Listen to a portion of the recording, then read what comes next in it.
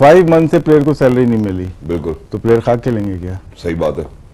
I think खबर वो होती है जो कि रोक ली जाए। जी आसान होता है, पूरे पाकिस्तान मीडिया में बहुत सारी चीजें चल रही हैं, शायद वो झूठ खबरें हैं, सच खबर दे देते हैं आपको, रोक के रखी हुई थी, लेकिन आपने स्टार्ट लिया।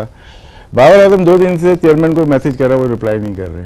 सही, ठीक है ना, सलमान नसीर को कर रहे हैं, उस्मान वाला को कर रहे हैं, तो क्या रीजन है रिप्लाई नहीं कर रहे अपने कैप्टन को? सही बात है।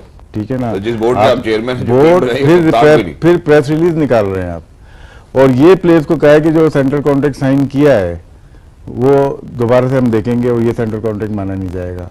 ये सारे जो एरियाज है ये आइडेंटिफाई कर दिए गए हैं। ये अभी बताना नहीं चाहता था, तो मैंने कहा और आगे चले जाएं। नहीं, बिल्कुल लेकिन इसके relevant है पीछे ये। कितनी बातें होंगी, बिल्कुल देखिए बहुत बातें करने का दिल चाहता है, लेकिन ये सिर्फ क्रिकेट वर्ल्ड कप के ऊपर बातें हो रही हैं, वरना 1-2 घंटे का शो कोई दस्ती है ये तो। लेकिन सर दस्ती- अच्छा किया ना कि